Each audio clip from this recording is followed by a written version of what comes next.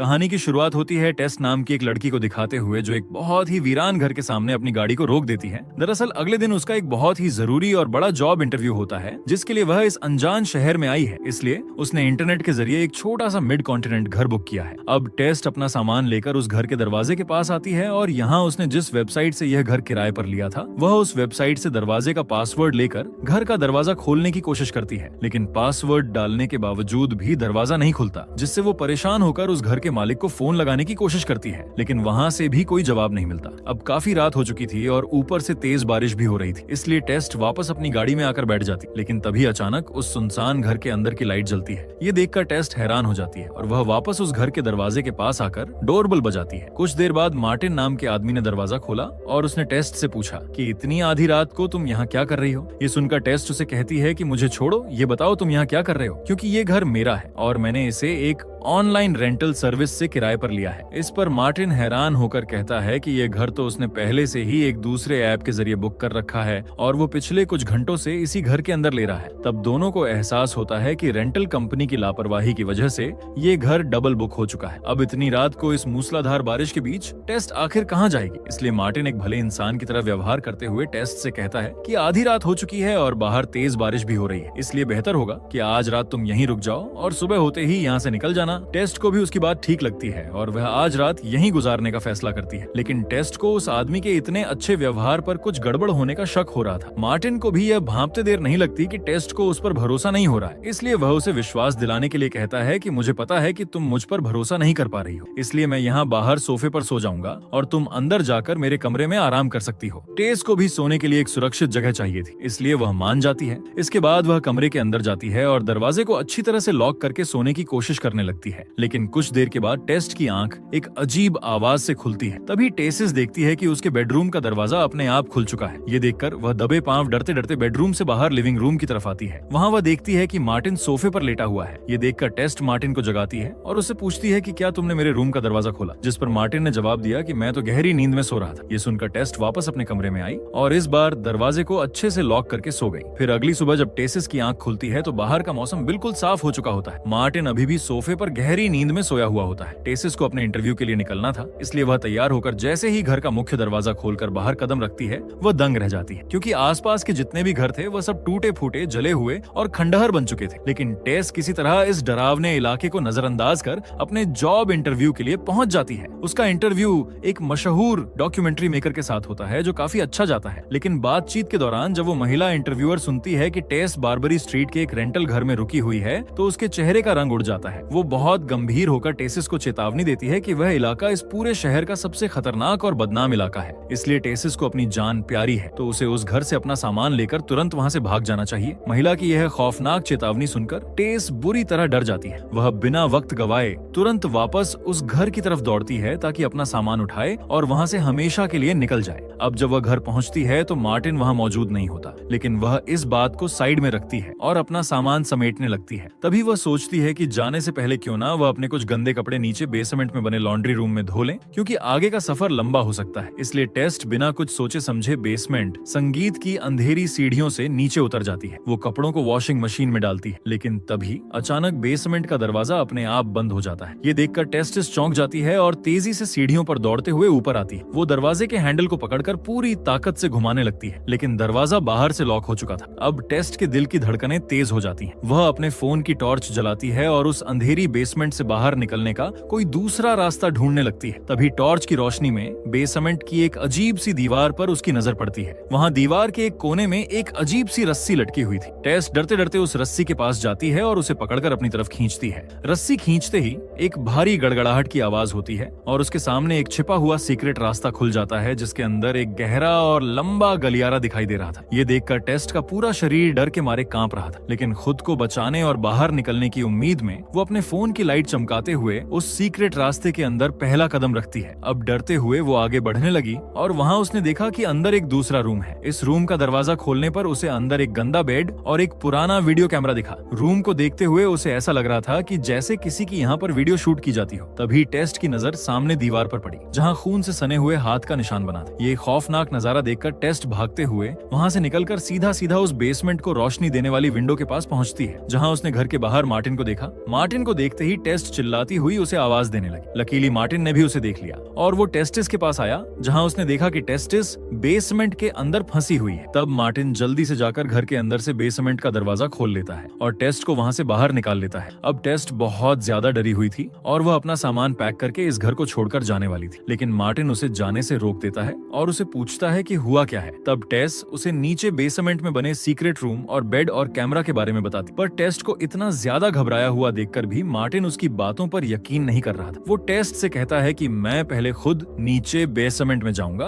और वहां सब कुछ देखूंगा। अगर वहां सच में कोई खतरा हुआ तो हम तभी यहाँ से निकल जाएंगे। बस तब तक तुम मेरा यहाँ इंतजार करना, क्योंकि अगर हम दोनों वहां चले गए और फिर से बेसमेंट का दरवाजा बंद हो गया तो हम दोनों वहीं पर हमेशा के लिए फंस जाएंगे। इतना कहकर वो सीधे बेसमेंट की तरफ जाने लगा और टेसिस ऊपर दरवाजे के पास खड़ी होकर डर के मारे अपनी उंगलियां चबाने लगी। अब कुछ मिनट बीत जाते हैं, लेकिन मार्टिन का कोई अता पता नहीं होता। लेकिन तभी अचानक नीचे अंधेरे से मार्टिन की एक दर्दनाक और रूह खपा देने वाली चीख सुनाई देती है। ये सुनकर टेस्ट डर के मारे घर से बाहर भाग सकती थी, लेकिन वह एक अच्छे दिल की इंसान थी, इसलिए वह मार्टिन को इस हाल में अकेले नहीं छोड़ सकती थी। वह अपनी सारी हिम्मत बटोरती है और एक बार फिर उस अंधेरे बेसमेंट के अंदर कदम रखती है। लेकिन बेसमेंट के अंदर जाने से पहले उसने दरवाजे के पास एक कुर्सी अड्डा दी थी, ताकि अंदर जाने के बाद दरवाजा अपने आप बंद ना हो जाए। इसके बाद वो अपने मोबाइल की टॉर्च जलाकर धीरे धीरे आगे बढ़ते हुए मार्टिन को ढूंढने लगती है, लेकिन उसे मार्टिन कहीं भी नजर नहीं आता। वह उस कमरे तक भी पहुंचती है जहां बेड और कैमरा रखा हुआ था, मगर वहां भी मार्टिन नहीं था। तभी उसे नीचे की तरफ जाती हुई कुछ सीढ़ियां दिखाई देती हैं। उन सीढ़ियों से होते हुए वो जैसे जैसे उस सुरंगनुमा गलियारे की गहराई में उतरती है, वहां की हवा और ज्यादा ठंडी और बदबूदार होती जाती है। तब अचानक टॉर्च की रोशनी में उसे जमीन पर कोई रेंगता हुआ दिखाई देता है। असल में वो कोई और नहीं बल्कि मार्टिन था, जो बहुत डरा हुआ दिख रहा था। मार्टिन की भयानक हालत देखकर टेस्ट के मुंह से चीख निकल जाती है, क्योंकि उसका पूरा चेहरा खून से सना हुआ था। तभी मार्टिन जमीन पर रेंगते हुए उसके करीब आता है और कांपती हुई आवाज में बड़बड़ाता है कि टेस यहाँ से भाग जाओ, क्योंकि यहाँ नीचे कोई बहुत खतरनाक इंसान मौजूद है। इससे पहले कि मार्टिन अपनी बात पूरी कर पाता, उस अंधेरी सुरंग के सबसे काले कोने से एक खौफनाक परछाई उभरती है और पलक झपकते ही वो मार्टिन को जकड़ लेती। वो उसका सिर पूरी ताकत से संगीत कंक्रीट की दीवार पर दे मारती है, जिससे मार्टिन का बेजान जिस्म फर्श पर ढह जाता है। अब दहशत के मारे टेस्ट ने अपने हाथों से अपना मुंह बंद किया ताकि चीख बाहर ना आए और उल्टे पैर पीछे भागने लगी, लेकिन उस क्रचर ने उसे भी दबोच लिया। तभी सीन पूरी तरह से बदल जाता है और हमें 2 हफ्ते बाद का सीन दिखाया जाता है, जहां हम इस घर के मालिक को देखते हैं जिसका नाम एजे है। असल में एजे पेशे से एक टीवी एक्टर है, लेकिन इन दिनों उसकी जिंदगी बिल्कुल भी ठीक नहीं चल रही है, क्योंकि उसकी को-स्टार ने उस पर गंभीर आरोप लगाए हैं, जिसकी वजह से एजे का करियर पूरी तरह बर्बाद हो चुका है। खुद को बेगुनाह साबित करने के लिए कोर्ट कचहरी के चक्कर काटते काटते वह अपने सारे पैसे गवा चुका है।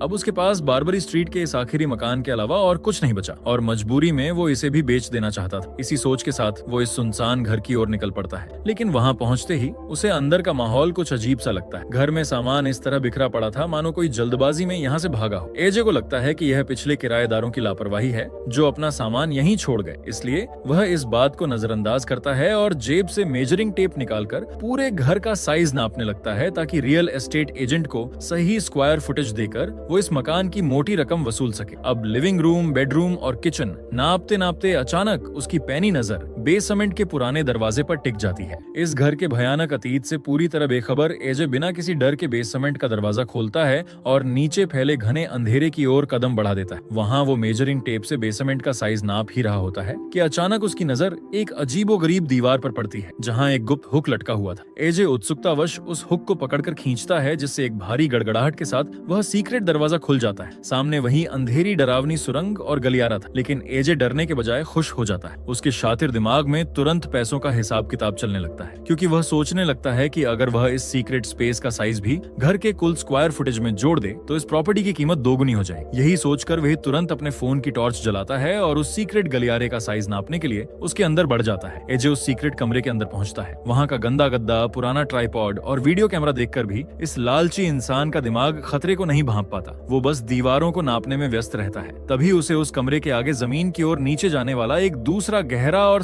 संकरा रास्ता दिखाई देता है, लेकिन एजे उस खतरे से बिल्कुल बेखबर पूरी तरह से लालच में अंधा हो जाता है और उस गहरे रास्ते के अंदर भी उतरने लगता है। वहाँ भी वह इंची टेप से पूरी जगह को नाप रहा होता है। नापते नापते वह एक ऐसे कमरे तक जा पहुँचता है जहाँ टीवी पर एक शो चल रहा था जिसमें दिखाया जा रहा था कि एक माँ अपने बच्चे को ब्रेस्ट फीडिंग कैसे कराती है। एजे ये सब देख ही रहा था कि अचानक उसके हाथ से कोई इंची टेप खींच लेता है। ये देखकर एजे घबरा जाता है और जिस तरफ से इंची टेप खींची गई थी वह उसी तरफ टॉर्च की रोशनी करता है। तभी उसे किसी के गुर्राने की आवाज सुनाई देती है और कुछ ही देर बाद वही लंबी अजीब सी दिखने वाली औरत उसकी तरफ बढ़ने लगती है। उसे देखकर वह डर के मारे वहां से भागने लगता है और भागते भागते अचानक एक गड्ढे में जा गिरता है। उसके गड्ढे में गिरते ही वह औरत ऊपर से जाली बंद कर देती है जिससे एजे वहीं कैद होकर रह जाता है। अब एजे को कुछ समझ नहीं आ रहा था कि ये सब क्या चल रहा है और तभी उसके सामने एक लड़की आती है। ये लड़की कोई और नहीं बल्कि टेस थी जो पिछले 2 हफ्तों से इसी गड्ढे में फंसी हुई थी। एजे बहुत ज्यादा डरा हुआ था। तब टेस उसे संभालती है और कहती है कि बिल्कुल भी शोर मत करना वरना वह लेडी गुस्सा हो जाएगी। वो बोलती है कि अगर तुम्हें जिंदा रहना है तो जैसा वह कहे वैसा ही करो, नहीं तो वह तुम्हें मार देगी। तभी वही लेडी वहाँ आती है और ऊपर से दूध की बोतल टेस्ट की तरफ बढ़ाती है। टेस्ट भी बिना सोचे समझे एक छोटी बच्ची की तरह उस बोतल से दूध पीने लगती है। इसके बाद वह लेडी दूध की बोतल एजे की तरफ बढ़ाती है, लेकिन एजे दूध पीने से इनकार कर देता है। तब टेस्ट एजे को बताती है कि यह लेडी बस ये चाहती है कि हम उसके बच्चे जैसा बर्ताव करें, लेकिन एजे फिर भी दूध पीने से मना कर देता है। ये देखकर वह लेडी गुस्सा हो जाती है और नीचे गड्ढे में उतर आती है। वो पहले तो टेस्ट को एक अच्छे बच्चे की तरह गले से लगाकर प्यार करती है और फिर गुस्से से एजे की तरफ देखती है। इसके बाद वह एजे को घसीट कर अपने साथ ले जाती है। वो एजे को उसी कमरे में ले आती है जहाँ टीवी पर वो प्रोग्राम चल रहा था कि एक माँ अपने बच्चे को ब्रेस्ट फीडिंग कैसे कराती है। ये देखकर वह लेडी भी उसी तरह एजे को जबरदस्ती ब्रेस्ट फीडिंग करवाने लगती है। दूसरी तरफ जब वो लेडी एजे को घसीट कर यहाँ ला रही थी तब वो गड्ढे का दरवाजा बंद करना भूल गई थी। इसी मौके का फायदा उठाते हुए टेस उस गड्ढे से बाहर निकल आती है और वहाँ से भागने लगती है, लेकिन तभी गलती से उसका पैर जमीन पर पड़ी इंची टेप से टकरा जाता है जिसकी आवाज वो लेडी सुन लेती है। वह समझ जाती है कि टेस्ट यहाँ से भागने की कोशिश कर रही है, इसलिए वह लेडी एजे को वहीं छोड़कर टेस्टिस का पीछा करने लगती है। टेस्ट भी तेजी से दौड़ते हुए बेसमेंट की खिड़की का कांच तोड़ देती है और वहाँ से बाहर निकलने की कोशिश करने लगती है। इस दौरान वह लेडी टेस्ट के काफी करीब आ चुकी थी, लेकिन इससे पहले कि वह लेडी टेस्ट को पकड़ पाती तभी बाहर से एक आदमी आकर टेस्ट को खींचकर बाहर निकाल लेता है। असल में ये आदमी इसी बारबरी स्ट्रीट का रहने वाला था जो इस सुनसान इलाके के सच से वाकिफ था। जब टेस्ट उस आदमी को अंदर मौजूद उस भयानक औरत के बारे में बताती है तो वह कहता है कि मैं उस औरत के बारे में सब कुछ जानता हूँ और अगर तुम जिंदा रहना चाहती हो तो यहाँ से भाग जाओ वरना वह औरत सारी जिंदगी के लिए तुम्हें अपने पास कैद रख लेगी। मगर टेस्ट उससे कहती है कि अंदर कोई और भी फंसा हुआ है और हमें उसे बचाना होगा। इस पर वो आदमी कहता है कि शुक्र करो कि तुम्हारी खुद की जान बच गई, मेरी मानो तो तुम जल्द से जल्द यहाँ से निकल जाओ क्योंकि रात होते ही वह लेडी तुम्हें ढूंढती हुई बाहर निकलेगी। अगर तुम इस इलाके के आसपास भी रही तो वह तुम्हें किसी भी तरह पकड़ लेगी और फिर हमेशा के लिए कैद कर देगी। ये सब कहकर वह वहाँ से चला जाता है। अब टेस्ट वहाँ से जाना तो चाहती थी लेकिन वह एक अच्छे दिल की औरत थी और एजे को तड़पता हुआ नहीं छोड़ सकती। इसी सोच के साथ वह अकेले ही किसी और मदद की तलाश में आगे निकल पड़ती है। दूसरी तरफ जब वह औरत टेस्ट के पीछे भाग रही थी तब एजे को वहाँ से भागने का मौका मिल जाता है, लेकिन तभी उसे उस औरत के गुर्राने की आवाज सुनाई देती है जिसे सुनकर एजे बहुत ज्यादा डर जाता है। अब वह उस लेडी से छिपने के लिए सुरंग के और अंदर जाने लगता है और वह लेडी भी एजे का पीछा करने लगती है। एजे आगे बढ़ते हुए एक ऐसी जगह पहुंच जाता है जहां रास्ता खत्म हो गया। अब एजे बुरी तरह फंस चुका था और वह औरत उसके ठीक सामने खड़ी थी। एजे को लग रहा था कि अब उसकी मौत पक्की है, लेकिन फिर ना जाने क्यों वो लेडी आगे आने से डरने लगती है और एजे को वहीं छोड़कर चुपचाप वापस चली जाती। ये देखकर एजे को लगने लगा कि जरूर इस कमरे में कुछ ऐसा है जिससे वह लेडी भी डरती है। अपनी इसी उत्सुकता के चलते वह उस कमरे के अंदर कदम रखता है जहाँ वह देखता है कि कमरे का सारा सामान इधर उधर बिखरा पड़ा था। कमरे के एक कोने में एक पुराना टीवी भी चल रहा था। एजे अभी कमरे की तलाशी ले ही रहा था कि तभी पीछे से उसे किसी के फुसफुसाने की आवाज आती है। खौफ के मारे एजे जैसे ही पीछे मुड़कर अपने फोन की टॉर्च चमकाता है तो बिस्तर पर उसे एक बूढ़ा आदमी पड़ा हुआ दिखाई देता है। वो बूढ़ा बहुत बीमार लग रहा था। वो ना तो अपने दम पर उठने की हालत में था और ना ही ठीक से बोल पा रहा था। एजे को लग रहा था कि इस लाचार बूढ़े को भी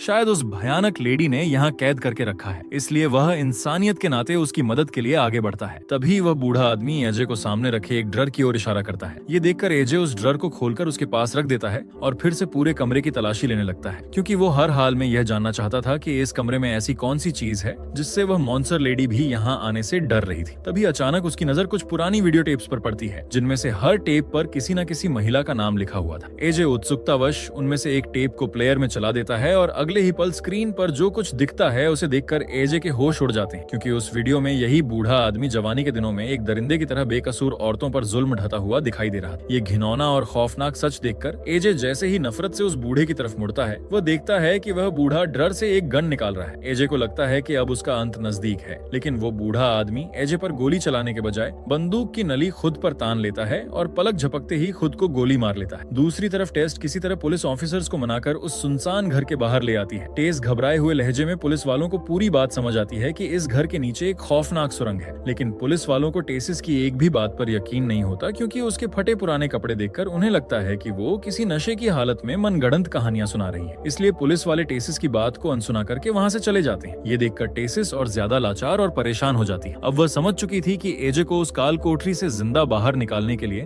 उसे खुद ही मौत के कुएं में उतरना पड़ेगा। तभी रात होने लगती है, इसलिए टेस्ट समझदारी से काम लेते हुए अपनी कार के अंदर जाकर छिप जाती है, क्योंकि वह जानती थी कि रात होते ही वह लेडी उसे ढूंढने बाहर जरूर निकलेगी। और होता भी ऐसा ही है। अंधेरा पसरते ही वह खौफनाक लेडी टेस्टिस की तलाश में घर से बाहर कदम रखती है। इससे पहले कि वो लेडी टेस्टिस को कार के अंदर देख पाती, टेस्टिस फौरन कार स्टार्ट करती है और पूरी रफ्तार से गाड़ी सीधे उस लेडी के ऊपर चढ़ा देती है, जिससे वो लेडी गाड़ी और दीवार के बीच बुरी तरह फंसकर बेहोश हो जाती है। इस सुनहरे मौके का फायदा उठाकर टेस वापस बेसमेंट के अंधेरे रास्ते में दौड़ पड़ती है। वहीं अंदर एजे भी उस मृत बूढ़े आदमी की बंदूक उठाकर अपने पास रख लेता है। कुछ ही देर की मशक्कत के बाद टेसिस ढूंढते ढूंढते एजे तक पहुंच जाती है और उसे साथ लेकर घर से बाहर निकलती है। लेकिन जैसे ही वे दोनों बाहर आते हैं, टेसिस देखती है कि वह लेडी उस जगह पर नहीं थी जहां कार की टक्कर के बाद वह बेहोश पड़ी थी। अब दोनों के चेहरों पर हवाइयां उड़ने लगती हैं और वे जान बचाकर वहां से भागने लगते हैं। कुछ दूर आगे भागने के बाद उन्हें रास्ते में वही अनजान पड़ोसी मिल जाता है, जो चुपचाप इशारे से उन्हें अपने पास बुलाता। वो आदमी उन दोनों को एक बड़े वाटर टैंक के पास ले आता है और हाँफते हुए कहता है कि इस जगह वो लेडी कभी नहीं आई। तब एजे उस आदमी का कॉलर पकड़कर पूछता है कि वो भला कौन है और मेरे घर के नीचे क्या कर रही है। तब वह आदमी इस खौफनाक घर का सबसे बड़ा राज खोलता है। वो बताता है कि वह लेडी पिछले 40 सालों से इसी घर में रह रही है और ये प्रॉपर्टी असल में उसके डैड की थी। ये सुनकर एजे चिल्लाता है कि यह बकवास है और वह घर मेरा है, जिस पर वह आदमी ठंडी सांस लेकर कहता है कि कागजात के मुताबिक ये घर तुम्हारा ही है, जो तुमने इसे कुछ साल पहले खरीदा होगा। लेकिन इस नर्क का पहला मालिक फ्रैंक नाम का एक हैवान था।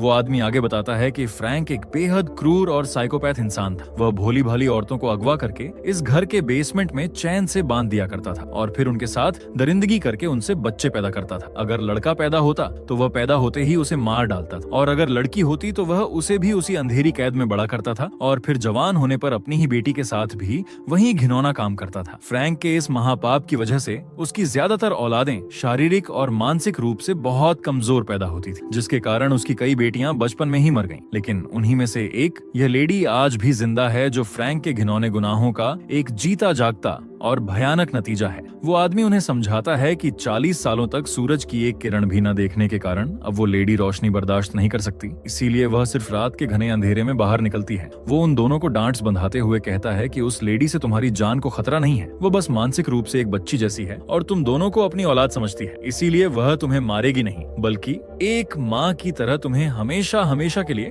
अपने पास कैद करके रखेगी। अभी उनकी बातें चल ही रही थी कि तभी अचानक पीछे की कंक्रीट की दीवार को चकनाचूर करती हुई वह भयानक लेडी उनके सामने प्रकट हो जाती है। इससे पहले कि कोई कुछ समझ पाता, वो उस अनजान पड़ोसी की गर्दन को अपने फौलादी हाथों से दबोच लेती है और एक ही झटके में बड़ी बेरहमी से उसकी जीवन लीला समाप्त कर देती है। ये दिल दहला देने वाला मंजर देखकर स्वार्थी एजे डर के मारे टेस्ट को वहीं मौत के मुंह में अकेला छोड़ देता है और आगे भाग खड़ा होता है। टेस्ट एजे की इस गद्दारी से दंग रह जाती है, लेकिन पीछे मौत खड़ी थी, इसलिए वह भी जान बचाने के लिए एजे के पीछे पीछे वाटर टैंक की सीढ़ियों से ऊपर चढ़ जाती है। टंकी पर पहुंचकर टेस्टिस गुस्से और रोते हुए एजे पर चिल्लाने लगती है कि उसने उसे उस मॉन्स्टर के सामने अकेले कैसे छोड़ दिया। लेकिन एजे के सिर पर सिर्फ अपनी जान बचाने का भूत सवार था। वो घबराहट में नीचे झांक रहा था कि कहीं वह लेडी ऊपर तो नहीं आ रही, और उसका यह डर हकीकत में बदल जाता है क्योंकि वह लेडी सचमुच बड़ी तेजी से उस टंकी के ऊपर चढ़ती हुई दिखाई देती है। अब एजे के हाथ पांव फूल जाते हैं। वो हड़बड़ाहट में फ्रैंकी उस गन से लेडी पर निशाना साधने की कोशिश करता है, लेकिन खौफ के मारे उसके हाथ इस कदर कांप रहे होते हैं कि उसका संतुलन बिगड़ जाता है और बंदूक उसके हाथ से छूटकर सीधे नीचे खाई में गिर जाती है। फिर कुछ ही पलों में वह भयानक लेडी भी टंकी के ऊपर पहुंच जाती है। अब एजे अच्छी तरह समझ चुका था कि यह लेडी उसे और टेस्ट को अपना बच्चा समझती है, इसलिए वह उस लेडी की ममता का एक बेहद घिनौना फायदा उठाने की साजिश रचता है। वह अचानक टेस्ट को पकड़ता है और उसे नीचे फेंक देता है। क्योंकि वो लेडी टेस्टिस को अपनी बेटी मानती थी, इसलिए वो टेस्टिस को बचाने के लिए बिना एक पल सोचे खुद भी हवा में छलांग लगा देती है। इसके बाद जब एजे कांपती आंखों से नीचे झांकता है तो वहाँ का नजारा देखकर सन्न रह जाता है, क्योंकि वो लेडी टेस्ट को बचाने के लिए अपनी जान की परवाह किए बिना हवा में ही उसे अपनी गोद में समेट लेती है ताकि नीचे गिरते वक्त टेस्ट को कोई चोट ना आए। इसके बाद एजे भागते हुए नीचे आता है और देखता है कि दोनों जमीन पर खून से लथपथ पड़ी हैं। एजे को लगता है कि दोनों का काम तमाम हो चुका है, लेकिन तभी किस्मत से टेसिस को होश आ जाता है और वह अपनी आंखें खोलती है। टेसिस को जिंदा देखते ही गिरगिट की तरह रंग बदलते हुए एजे फौरन झूठे बहाने बनाने लगता है और बड़े शातिर अंदाज में रोने का नाटक करते हुए कहता है कि मुझे पूरा यकीन था कि वह लेडी ऐसा ही करेगी, इसलिए मैंने तुम्हें जानबूझकर नीचे फेंका था ताकि वह तुम्हें बचाने के लिए नीचे कूदे और खुद इस चक्कर में मारी जाए। लेकिन टेस्ट को अच्छी तरह समझ आ चुका था कि एजे चाहे जितना भी अच्छा बनने का ढोंग करे, वह अंदर से एक बेहद घटिया और मतलबी इंसान है जो अपनी चमड़ी बचाने के लिए किसी की भी बलि चढ़ा सकता है। लेकिन तभी अचानक वह घायल लेडी खड़ी हो जाती। उसकी आंखें गुस्से से अंगारा हो रही थीं क्योंकि एजे ने उसकी चहेती बेटी को मारने की कोशिश की थी, इससे पहले कि एजे घुटनों पर आकर रहम की भीख मांग पाता। वो लेडी चीखते हुए आगे बढ़ती है और उसका गला दबोच लेती है। वह तड़पते हुए एजे की दोनों आंखें फोड़ देती हैं और फिर पूरी ताकत से उसका सिर धड़ से अलग कर देती है। एजे का खात्मा करने के बाद वो लेडी एक बेबस माँ की तरह टेस्ट की तरफ दुख और ममता भरी नजरों से देखती है, लेकिन टेस्ट अब भी उसके इस डरावने रूप को देखकर अंदर से कांप रही थी। टेस्ट की आंखों में अपने लिए वही पुराना खौफ देखकर वह लेडी टूट जाती है। वह समझ जाती है कि वह इस इंसानी दुनिया के बीच कभी नहीं रह सकती, इसलिए वह रोते हुए टेस्ट से कहती है कि वह उसे गोली मार दे। ये सुनकर टेस्ट का दिल पसीज जाता है। वो उसे मारना नहीं चाहती थी क्योंकि उस लेडी ने अपनी जान देकर उसकी रक्षा की थी, लेकिन वो औरत खुद इस नरकीय जीवन से मुक्ति चाहती थी। इसलिए टेस्ट भारी मन और रोती आंखों से जमीन पर पड़ी गन उठाती है और एक जोरदार धमाके के साथ उस लेडी को इस भयानक जिंदगी से आजाद कर देती है और इसी दर्दनाक अंत के साथ ये कहानी यहीं खत्म हो जाती है।